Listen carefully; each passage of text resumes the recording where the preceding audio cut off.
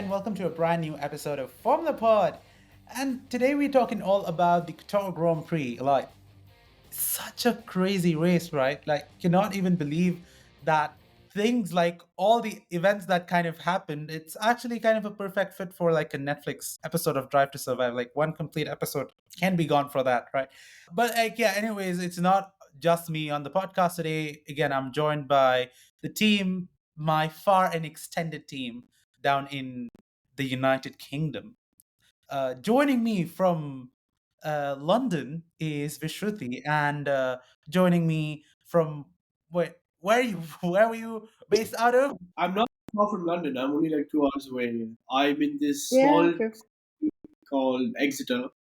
It's not too Yeah, far. so Yeah. yeah, so one person from London and another person from Exeter, and then there's myself in Dubai. We are a global team now. So like, yeah, anyways, welcome guys to the show. Yeah. Hello, Thank you. good to be back. It feels so good to be back. Let me talk first, okay? I'm a part of this show before And you here came I along. thought it was ladies first. Listen, I'm there's no sorry. ladies first in Formula One. It's all about Okay, talent. okay. Okay, I'm All trying right, to bring. fine. All right, guys, calm down, calm down. First of all, let me just kick off by talking about the race. Okay. Like, okay, I want to get your perspectives on this. What did you feel after watching the race? I want to kick this off with Mihir. Like, give me like like a basic kind of a synopsis. According to you, how was the race and what it was? Okay, so from my perspective and my point of view, I think the race was very exciting since the first lap. We knew that the track temperatures were very hot. We knew that the FIA had a compulsory three pit rule that was applied. So with all of that, and with obviously the Mercedes crashing into each other on the first turn, made things very interesting. Obviously, McLaren coming up in the podiums was a huge success for them, and overall, it was a very interesting yet a very devastating track for Mercedes, but also for the drivers because the weather conditions were not as appealing to them. There were very acute cases of fainting, dehydration, lack of energy. So I also there were a lot of talks about how FIA might not have this track next season. So Yeah. let's see. Vishruti, what are your thoughts though on this though on the race? Well, I don't know, it had ups and downs, and personally for me, I was very happy that McLaren were on the top after like starting off quite low on the grid. But Hmm. I feel bad for the rest of the drivers. I mean, Lewis crashing in the barely started the first lap and he crashed, and I mean Sargent having to retire and Stroll not having a good weekend at all. You know, these things and the toll it took on them physically. As such, it's such a mental sport, and this race took a toll on them physically as well, and it pushed them to the limits that no one wants to see. So I don't know, ups and downs. Well, anyways, I'm going to give some facts of what the race and why it was by far one of the toughest Formula One Grand Prix for almost every driver. One, of course, heat. So, according to Pirelli, they said the track temperature didn't drop under it didn't drop below 36 degrees Celsius. Okay, during daytime the track temperature was almost 40 degrees Celsius. And again, in this part of the world, yes, it is like when we say 36, we're like, oh, that's like usual temperature. But for the rest of the world, 36 degrees Celsius is like extremely hot. Extreme And heat. anything going in the 40s is even more hot. For me, being in Dubai and being at hot over here, for us, even 40 is also not a big thing. Unless it really reaches 50, then it's a big thing. So that one, number one. And number two, the track layout. So a lot of medium to high speed corners. So of course, high G forces per Mm. turn because apparently there are like 16 turns if I'm not wrong, right? In Yep, the 60. in the track. So each the 16 turns are, again, they're not slow corners, they're like medium to high corners. So it's like every turn the g-force kind of, the impact of that g-force increases. And again, the forced pit stops, the 18 lap pit stop, which, okay, I understand it is a very safety perspective thing which Pirelli kind of brought out. But again, it Yeah. was something which I feel, okay, that was like a very last minute thing. And apparently for this race, everything was a last minute thing. Like Yeah. in terms of how driver things come up, then after that, all the track limit issues. Like it was just absolute bonkers in the first place. But yeah, in terms of drivers, that is a huge list. Normally, when it's with each track, say, okay, let's say Singapore till now was the most demanding track. But now a lot of drivers have kind of adapted to that Singapore track style. So that's why they are now Yeah. kind of okay with it. Okay. But this one kind of broke all the records. So Qatar Grand Prix actually wanted to make so much noise. I feel they've made way too much noise. Yeah, true. Like we had, say, who now, as you guys said, Ocon puked lap 15 in the crash helmet, which is like, how I'll call it, is very unusual. It's unheard of. Exactly. And then, like, yeah, so a forced retirement, that is like another thing. Like, come on, why a driver would want to force Yeah. retire? Again, Yeah. that one due to dehydration. Alex struggled to get out of the car. You got Lance, who kind of exited out and just directly went to the ambulance. Um, Lando and George were Russell. in between, kind of getting their visors up and down. And there was this one particular lap where George just took his hands off the steering and just kind of getting the stretches done, just so that he could just kind of feel his hand and get some blood circulation in to his fingers. And again, Piastri and Verstappen were laying down. So yeah, it was mentally taxing. But speaking about, but leaving all these aside, let's actually talk about the action on track. And I would like to start this off with Mercedes itself. Lap one incident. Hmm. I would like to know. I would like to first take this opportunity to ask the McLaren fan. What Yes. was Okay. what was Okay. your kind of what do you call uh expression, or how I'll call that? You kind of thought that time when you saw this. I was honestly downright shocked because I didn't expect that to happen. I don't remember when was the last time I've seen that happen. So I was upset because I wanted Lewis to do well. Mihir, do not give me that look, but I wanted Lewis to do well. I Okay? Like, I'm not gonna say anything until you finish. see, I'm happy. I'm happy that my team were on top, but not under these circumstances. I wanted them to actually like see, I do get it, like they did well on their own, but I do wish that I would have seen both the Mercedes start on top, given that they were starting very, very high up on the grid. I'd have liked them to take stop shaking your head. I would have liked them to capitalize on it and actually like push toward to the limit, not too much, but I'd have All right. liked them to push to the limit. I think this papaya girl, is in line. Okay, and the way I know I'm saying it in a very weird way, but this papaya girl is absolutely lying. You take it or leave it. She only cares. Oh, not at all. Oh, sorry. She only cares about her McLaren cars. So Like, yeah, Mercedes' fans, okay? let's come back. But like Mihir, as a longtime Mercedes fan and as a Lewis Hamilton, how I'll call aficionado, because you have invested a lot on Lewis Hamilton material products. I would want to know your thoughts. That first lap where Lewis was kind of taken out. I'll not say so taken out, more of like an incident. I'm gonna try to be less pissed off, and I'll go on the technical side of Sure. what I thought was. So for the listeners, I'm not gonna bore you with a lot of stats. I'm just gonna say it's Lewis's fault. And the reason why I say that it is Lewis's fault is because he didn't see his blind spot, which is in that situation, it's very difficult to really react to everything because at that point, and the first half second of the grid, you want to get the best position to dominate the whole race. So I guess in his perspective, he wanted to overtake George and to be in the top three positions to have a very good grasp on that track.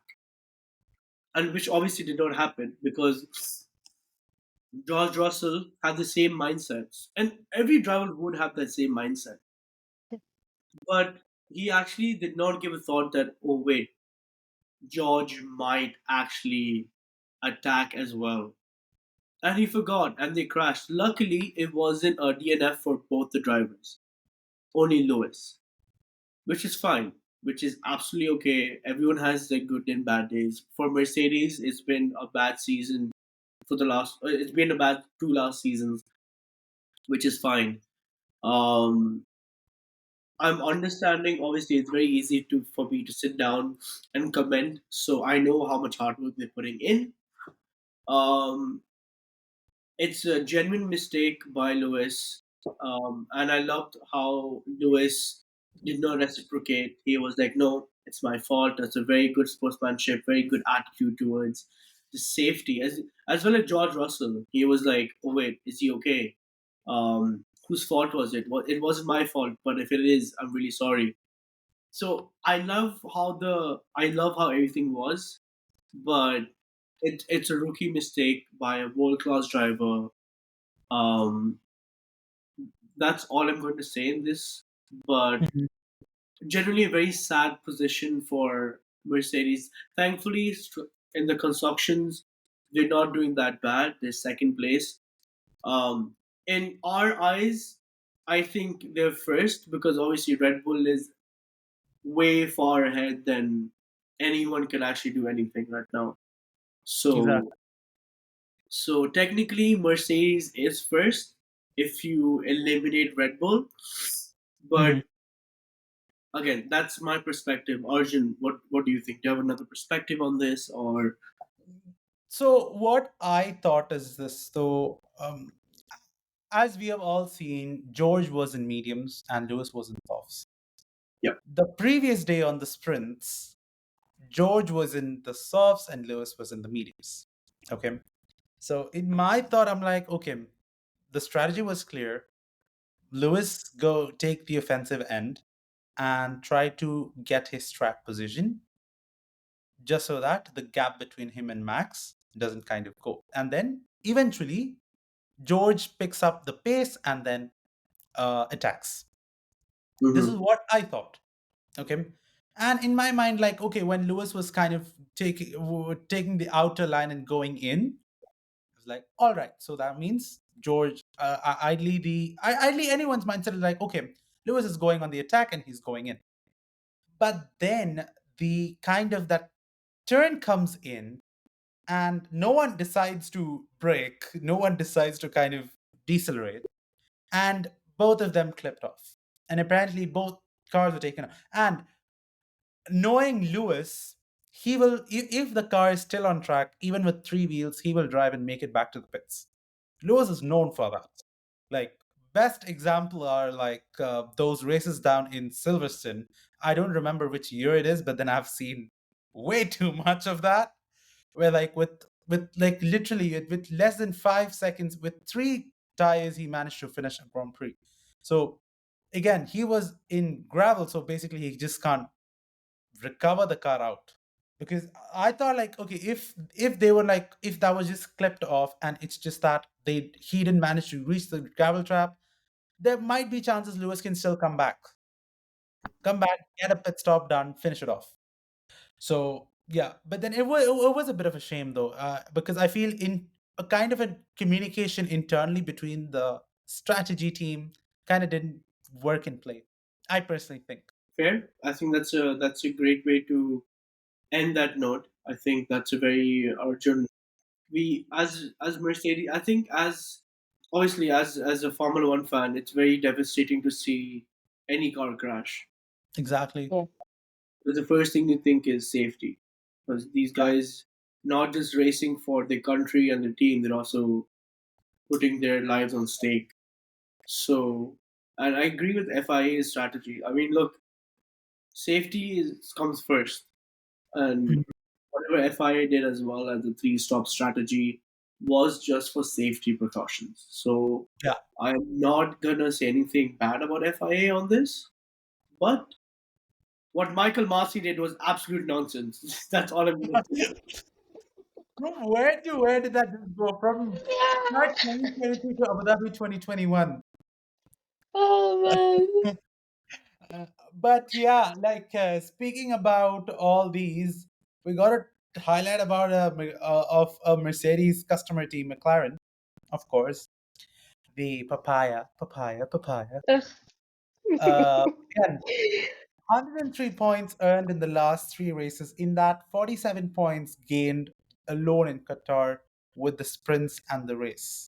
They broke Red Bull's all-time pit stop record of 1.9 seconds, 1.82 seconds, and it's now 1.8 seconds with the McLaren.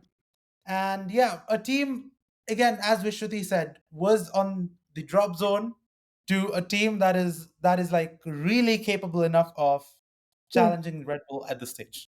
Can I? It Sorry. was Can I? amazing. Go Yeah. on, please. I just want to start this off. I know you're a Papaya fan, but I got really excited as a Formula One fan. Um, McLaren, and look at her. She can't stop. Here, it's It's her time to glow. I'm It's her taking time. Oscar, it in, man. I'm taking it She's just in. like making every opportunity she's using to gloat. See, man. if this was Anyway, 3 years ago, you would have gloated too, okay? I'm okay, no, taking the no, opportunity and I'm doing it. fair enough. You should, Fair enough, fair enough. as you should.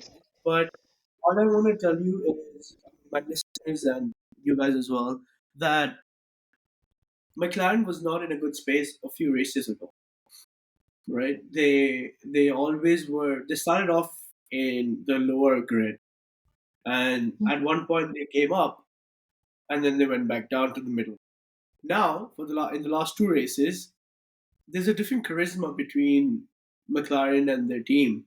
It's a very no, we got this, with Oscar and his driving strategies, and Landon Norris with his experience of driving in the previous years. And I'm going to come back to Oscar right now, just to make a point where Oscar is very new to Formula One, and Mm. he's making so many good moves by making decisions, communicating in a way where the team is understanding what his requirements are, what he wants to do, and how do you execute that plan. So they're really focusing on not just winning, but how to win this in the most simple yet the most effective way. You can always come back to your weaknesses, but if you really play on your strength, that really makes a different role. Hmm. Oscar did an amazing thing. I mean, by coming pole position sprints, I think that's a crazy thing to do. It's Oscar is comfortable now. You can see Oscar is very comfortable in his position. He knows what he's doing. He's understanding his surroundings. London Norris has always been comfortable, but it's always that luck that comes into the situation where he tries Hmm. to really put himself out, but he can't. So there's always that time that he needs to execute right. And this, I think, for the last few races, McLaren has been doing a phenomenal job, especially with the pit stop. What the hell is 1.8? That's Like, yeah, Oh definitely. man. For a second, I'm like, with what we see with Oscar, that's like, I'm like, could this guy be like another Max Verstappen? ooh, that's a good Honestly, call. I Like, won't doubt that. because the way how he adapted to that car in less than a year, in say less than what do you call in less than 20 races, it's just something like you cannot imagine. With okay, like yeah, Max when he was 17, he managed to touch a Formula One car with Toro Rosso, and then from Toro Rosso got it to Red Bull. But with Oscar, of course, there was the entire saga last year with the Alpine Mhm. thing where Fernando Alonso was leaving and Oscar was told he will be replaced. But Oscar ends up coming up with this really nice thing saying, "Oh, I'm not going to join Alpine." So yeah, in some line you should say The credit goes to Alpine for training him. No, And no, no, no. Sorry, I'm so sorry. Credit goes to Vishruti because she's a big fan, right? let's be a bit serious over here. Like, yeah, but credit goes Oh to man. Alpine. Credit goes to Alpine for training that guy into getting into a car of that sorts. Like, he gets into a car, like, instead of a Renault system car, he enters into a Mercedes system car, and then gets in. So, I was just thinking this yesterday. I'm like, if for example, say if Lewis Hamilton, for example, retires, because apparently there is a conversation that he has kind of revealed his plans, what he will do after retirement, which will come down. Mhm. If Lewis retires, I personally feel with George, sometimes Oscar can be paired It because could Lewis be. came from McLaren. Lewis, at his peak at McLaren, joined Mercedes and then got in there. So I don't know. This is something which, again, this is not something factual. This is more of like my thoughts. My thoughts Mhm. on Oscar Piastri in the future. Where would he be at? Quite interesting fact you just made there actually. I obviously don't I don't disagree or agree to this, but if I had to make a decision, I won't go for Oscar. Um, I think he's too young to get into such a heritage. No, also not. I'm looking for that word actually. Mercedes has a class where they use a certain type of personality to get inside their team. Lewis, obviously, everyone knows how Lewis is. He's very down to earth. He loves giving, but he's very focused. He knows what he wants to do. George Russell is very opposite, actually, frankly, from Lewis. I think George Russell is the young. George Russell is the young cocaine, who's like, oh, I want to get those pulls. I want the aggressiveness comes from. I want to do this. I want to get this done. I want to go to missions. Lewis is like, I know the experience, I know how to do everything, I'm the calm, composed one. So we need to get someone who is as composed as Lewis.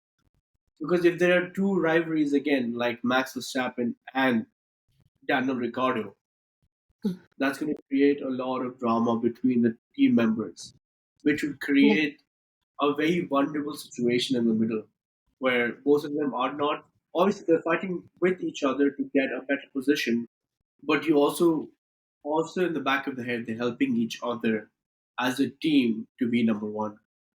Yeah. So I think putting Oscar and George Russell together would be it would be a very different situation. I don't know who would be who in this situation, Mhm. but if I had to take a decision, I would take Alonso in this. If Alonso is still Ooh. racing, what if Alonso is not racing? Well, he's If left he's and not, come back quite a few times. um, I don't know. I don't think there's anyone in terms of, obviously there are much more experienced drivers in the grid. I said Alonso because obviously he's racing right now and he has that mentality of you know calm and composed. Like I want to win. Yeah. I want to win, but in the right way of winning. I've All right. spoken to I think Arjun. I think we've gone ahead of No, time. but then like yeah, I'm like we both talk about McLaren. The actual McLaren fan didn't manage Yeah, to get a chance to talk. that's So all. like yeah, go on. This is now your official time for gloating. Your time starts now. So tell us, We how have was a the minute entire team getting a consecutive A second ever minute? podium? You spoke for like 5 minutes, okay? I get more than that. for the host, Sure, and you're sure. not. Yeah. This is a half Ah, hour. so kind of you. But no, Yeah. you're just jealous. But I'm so proud of McLaren for what they did. I mean, Lando's overtakes, Oscar's keeping it. Oscar was keeping Verstappen on his tail and like making sure that he would not take over. Like during the sprint as well, like you could see the amount of pressure and the energy that he had to make sure that, Verstappen was still in P2, Verstappen would not overtake him.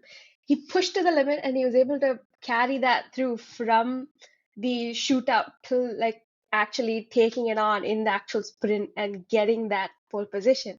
And I was so proud of him for that. Lando, I get it. He had such a very bad qualifying because of the track limit situation Um, he he could not even get a single proper lap in, and it just sucked to watch that. But yeah, granted, probably if the Mercedes wouldn't have crashed, they probably would not have landed on the podium. At least there would be just one of them, like how Lando had predicted. Probably Oscar would have just been on the podium.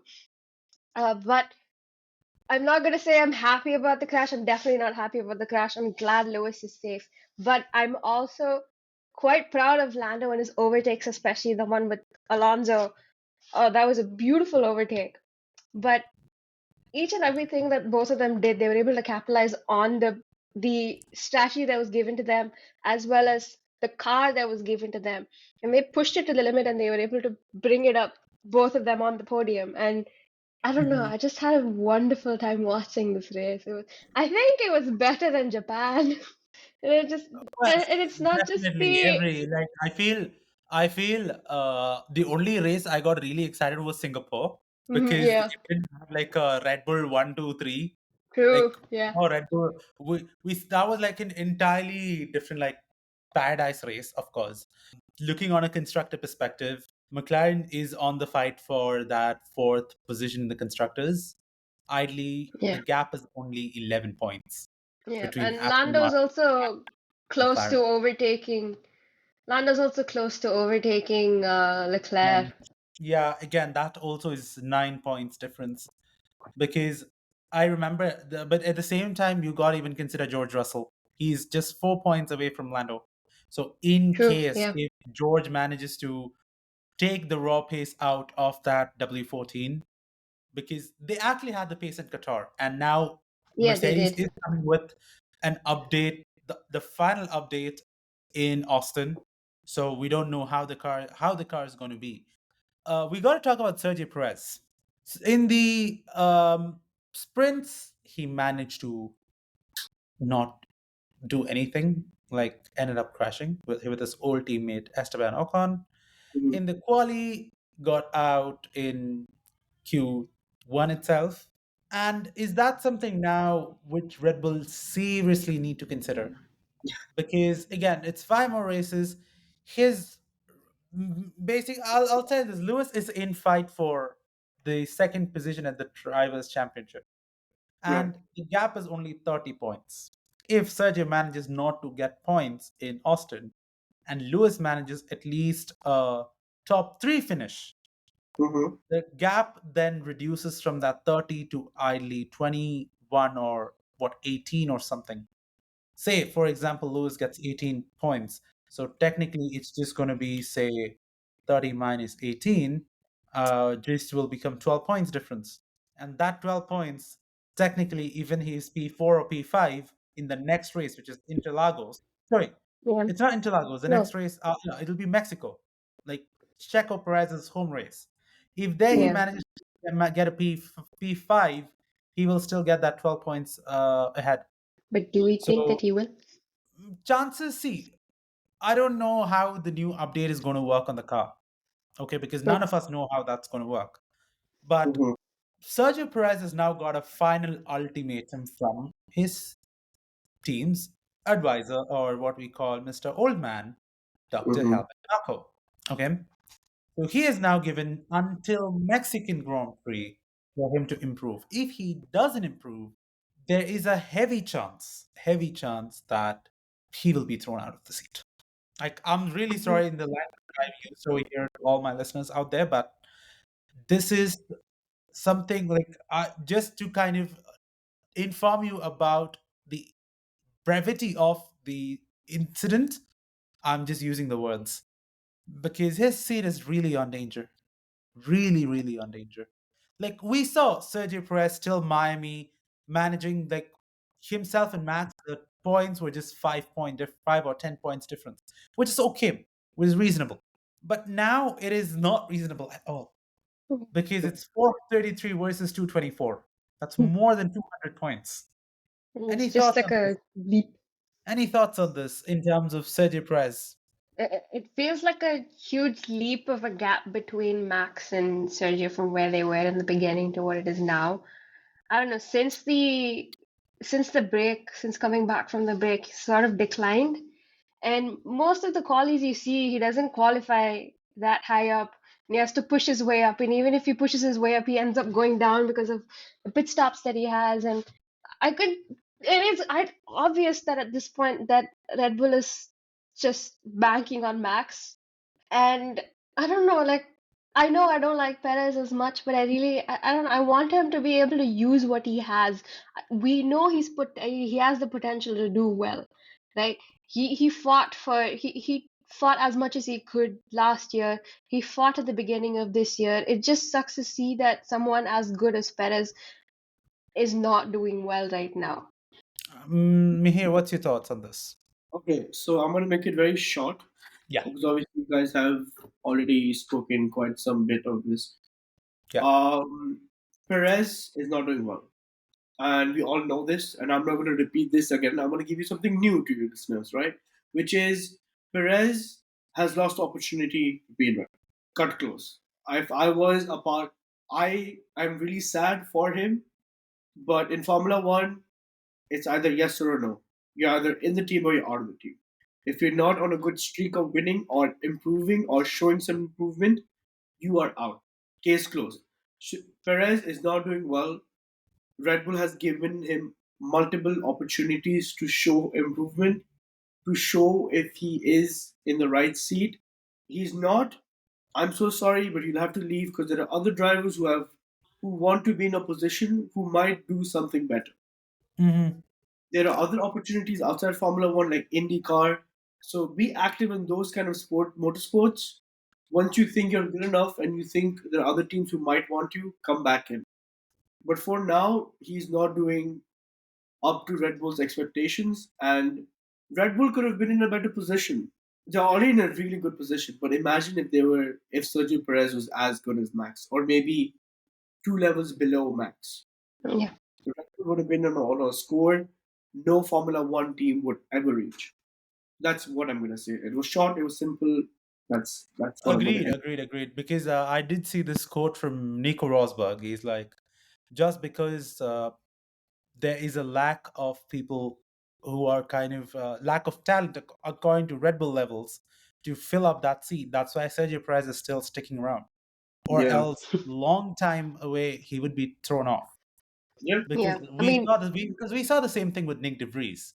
10 hmm races yeah. he couldn't show the performance. He was thrown off, and Daniel Ricciardo was put in. And again, for him, uh, I don't know whether he's going to come back in Austin. I really wish he comes back in Austin because we would He like should to be see coming Daniel back. Ricciardo back on the track. hmm Uh, and like, yeah, so ideally, what the situation is now, there are three drivers on contention. Daniel Ricciardo was by far the most favorite among them, even for the Red Bull team, because he has won. He like they have seen what he can deliver out. They know hmm what Daniel Ricciardo can do. And there's also you got Liam Lawson, but Liam Lawson again it won't be that favorable because again he has just raced what 3 or 4 races at this stage, Mhm. so there's no way they'll be putting like uh like a 4 race experience guy on a car like Red Bull, which basically can be really dominant. Fair. So like yeah, we don't know how this is going to turn out to be, but I'm pretty sure if Sergio manages to get his shit together, he stays, or else he's in the most dangerous F1 seat. I'll say the Red Bull seats are by far the most dangerous seats hmm Mm. because you cannot predict when they will tell you to get out. No, Red Bull's really unpredictable like that. And honestly, if Perez doesn't take his chance and do it the next two races, and Daniel comes in and he actually capitalizes on the rest of the races that he has left, I'm so sure of the fact that Daniel will be taken into Red Bull for next year if he shows what he's capable of, and the Red Bull Daniel Ricciardo comes back. Mm, definitely, because see, if I'll tell you why the 2 race, because 2 races are enough for Lewis to secure the position. Yeah. hmm So it's second on the constructor. You have one Mercedes driver on the second driver championship. It works as a sweet deal for Mercedes Mm. Right. because it's like what Toto said is like he wants to give Lewis his eighth championship. This more of kind of gives that kind of reassurance for Hamilton that next year he is looking to fight Max Yeah. and kind of get the dominance Come back. off. Yeah, it's technically come back here, but we don't know how the car looks. But W15 is at the moment told to be in development because they kind of stopped focusing on W14 anymore. Yeah. Yeah. That's why Austin becomes the last update, which they will be bringing in. Also, we got to talk about Lance Stroll, the Aston Martin. Man. Is okay? Throwing your steering wheel out, manhandling your personal trainer. You have all these televised. He doing all these things. Is that something which a Formula One driver wants to portray in the public?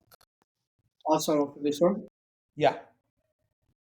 I think Lance Stroll is very frustrated in his career right now. Mhm.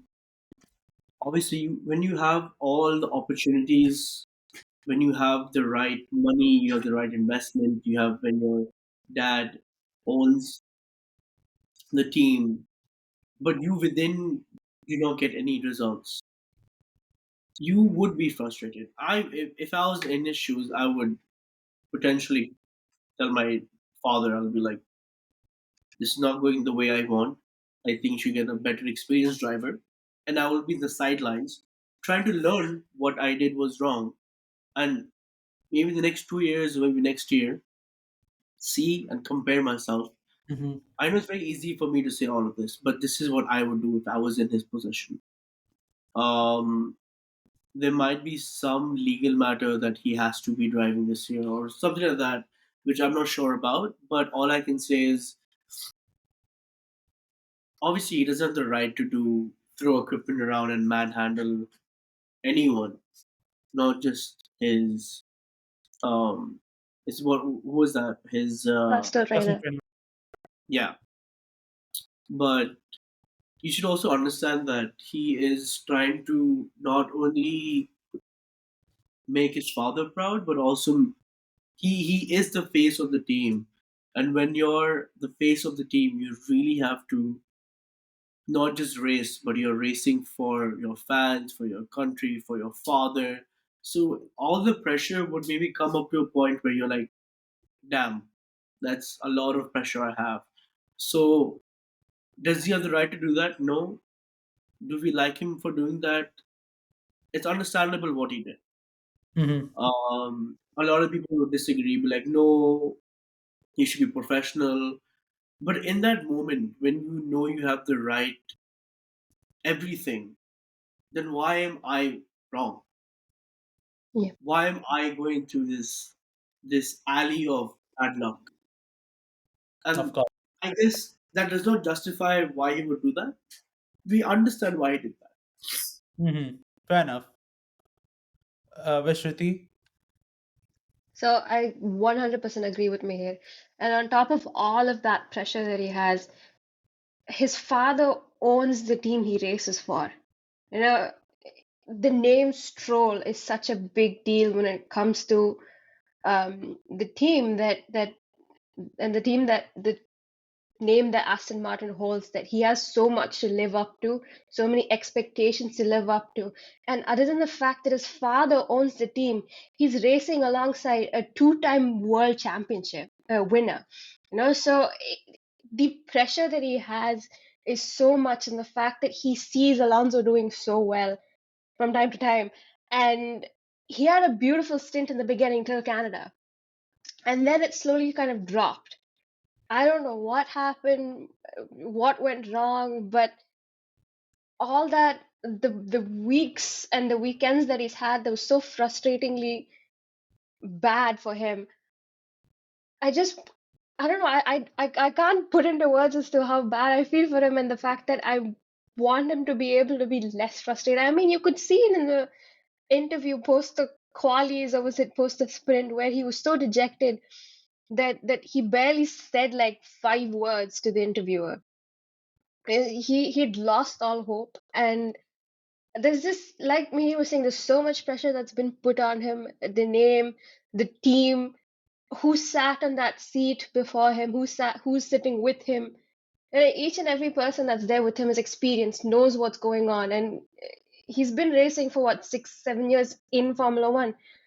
He has Mm-hmm. the experience. He's been doing it for these many years. It's not like he has a lack of experience, a lack of people taking care of him and mentoring him. He has Hmm. amazing people, but it's just the pressure of that sudden drop from Canada that's probably putting all that pressure on him, and the world Yeah. is watching more than anything. I feel that Formula One drivers are, I feel, the most filmed people because Exactly. literally from the minute they step into the track, like not even onto the proper track, like to the venue, that second onwards, cameras are like basically on them. So say if there is a reason why Lewis Hamilton dresses up is to kind of just give that show of okay, what Lewis Hamilton is. If like drivers dress up, it's basically for that show. So like yeah, I Yeah. feel okay, frustration on an end is something which is there for every driver. Like we have seen it when Max was in his amateur days, he ended up hitting what Esteban Ocon for ruining his race. Mm-hmm. So we have seen all those things, but this time I feel the extent of what he did was a bit too much because it was not just one day; it was 2 days.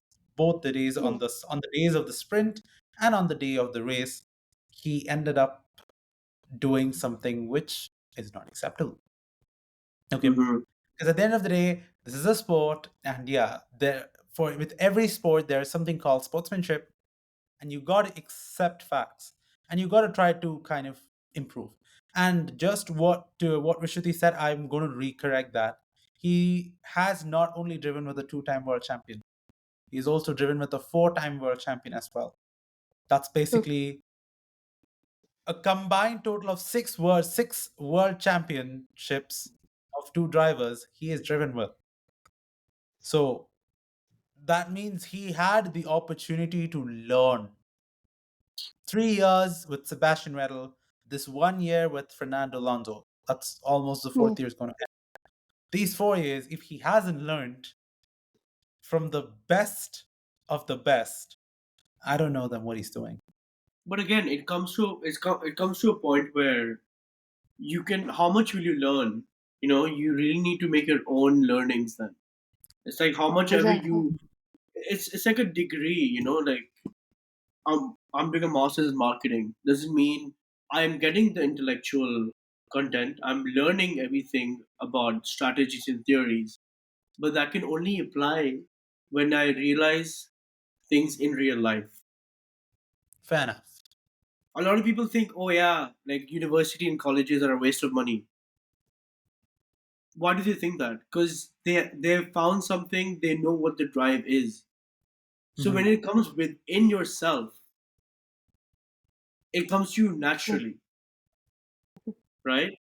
That's what I feel. And a person can read 100 books, so he has a knowledge for it. But how will he apply the knowledge on the track? Fair enough. No, but then Exactly. see, And like, just sorry to interrupt over here, but with Fernando Alonso, Alonso is always that teammate. Like, he will take the charge. But at the same time, for him, his agenda is also to kind of improve his teammate. Hmm. yeah. Because I've seen when he was in Alpine, whenever Esteban manages to get secure a podium, he'll become the most excited person in that paddock. And like we have seen in Miami, or yeah, in Miami when this one Alonso had like a peak of the TV screens, he giving a radio message down to the team, to the pit box, saying, "Oh, tell Lance to do this." So it's like yeah, I agree on what Mihir said, but then at the same time, when you got a teammate like that who is ready to help you, like is giving you on the job kind of what do you call advices, it is something which I feel, I don't know, like I think he would be taking it in face value, but don't know whether he's implementing it or not. But you know what, though? You say that he's been around drivers like Vettel and Alonso. They've made a name for themselves. Both these drivers have made a name for themselves.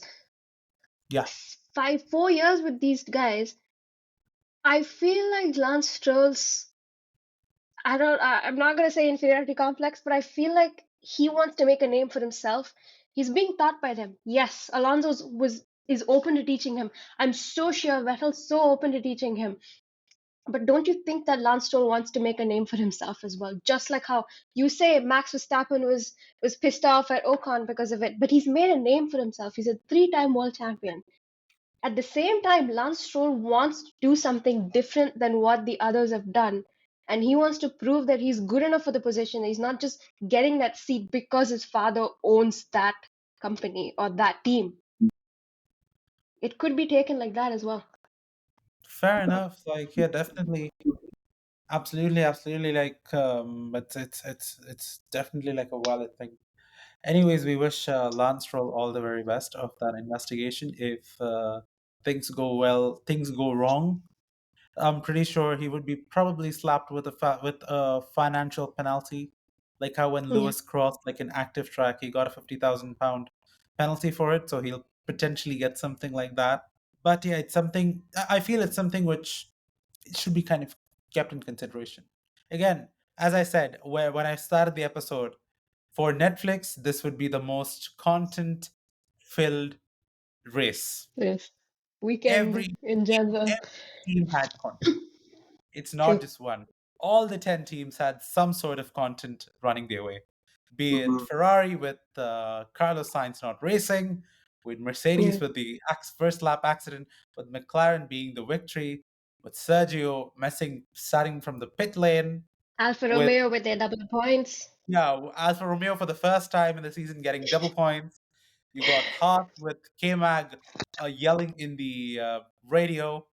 With Williams, you've got the track Albon, limit penalties, Logan Sargent, Sargent. and with Alpine, it's again so much track limits. Yeah. Alpine's, I believe, got the most amount of track limits. Yep. 15 I'll be seconds, right? 15 seconds of track limits. That too, not one Ish. driver. Both the drivers managed to get it. Yeah, true. So it's no small deal. But then, like, yeah. Anyways, before we wrap up, just one last thing though. Which race in the upcoming triple header? So we are going after this week. So the coming week we don't have a race. But the week after that, for 3 weeks continuously, we have races which are based in the Americas. So say you got the Austin or in Texas, you've got Mexico, and you've got Interlagos in Brazil. Which race in the upcoming three would you look forward to? I'm going to You know, start it off with basically Vishnu. all the three races All the three races. Why? because you can't get enough of Formula One, and that's a given. Given. wholeheartedly agree with that. But I'm looking forward to Brazil. Really looking forward to Brazil. Why It's do you always want been to? a race that I find extremely interesting. It's a race that the Mercedes have always done well in. And I want I to Mhm. see feel. them come back from the crash that they had. Hmm. So So yeah, like yeah, like that's some. Yeah, for me, I personally feel like yeah, even though I would love all three races, I would definitely look forward to Interlagos because it's one of my favorite tracks. Number one, number two, it is filled with Mercedes heritage yeah. Yeah. in terms of the wins. Yep. I feel the most successful track Mercedes could be winning is Interlagos, and I really hope that streak doesn't break this year. Even though Max is Max, if I would rather see a same situation like Singapore happen in Interlagos, I'll be really happy about it. Very happy. But you know what though? I'm also looking forward to Austin if Ricard is coming back in Austin. Well, yeah, but there are that kind of what do you call circuit of the Americas is something I'll say okay, it is a bit unpredictable because of how Yeah, drivers will perform, but it Mhm. is something which we can kind of see what yeah. what is. Fair, fair enough. And that's pretty much it with another episode of Formula Pod. Thank you so much to you guys once again for listening to us and supporting us. Um, you'll find our podcast across all your favorite podcast platforms. And yeah, until next time, this is the entire crew from Formula Pod signing off. And yeah, before we sign off, it's before all the goodbyes. Personally, all of us would like to thank each one of that follower, either on Instagram, listening to us, kind of being our support ground in terms of listening to us and kind of messaging us, being like, "Oh, why there's not a new episode out?" So shout out to everyone out there, to each one of you who listen to us. Like, yeah, we love you guys, and yeah, we will try our level best to kind of keep this momentum as it is, even though we all are busy with our own personal lives otherwise as well. We make it a point, at least in a month, 4 hours we just dedicate just for you guys. So yeah, thank you so much, and on that terrible disappointment, this is all of us from Formula Pod signing off. Before I say goodbye, you guys have anything else to say to our listeners out there? Yeah, thank you so much for you guys. Thank you so much for the support you guys have given us since the beginning. It's a tough ride. Um, Obviously, you guys are the initial listeners, and we won't forget you if, sorry, when we grow big. Oh, So, look at that. We're always it's best to think forward. yeah, Positive so mind. it's always a positive mind. But thank you so much. I really appreciate it. We are putting in quite some effort into entertaining you guys, keeping up to date with everything, going by the basic rules. And it's not that we are really getting like, we're all busy, but we enjoy loving doing this for you guys. So thank you so much. Yeah, And I'm and yeah, more than and excited to do it every week. intruder, you're intruder. I'm I'm just extremely excited. I look forward to doing this every week, and if I can't make it, I feel guilty. So I make it a point to be there no matter what. And I'm so glad that people actually sit and listen to me talk because I love talking. I Everyone wouldn't. knows that. So, Wouldn't yeah, I wouldn't think your voice is so annoying to my head. I don't listen to my voice, so I get you. But Yeah. I'm glad that other people do like listening to us talk. Please, you guys realize this. I have to listen to all your voices after this episode is done. I So never like, do. yeah, I never screw listen you to it guys. back. And like, yeah. Until the next time, this is the entire crew from the Pod signing off. Goodbye.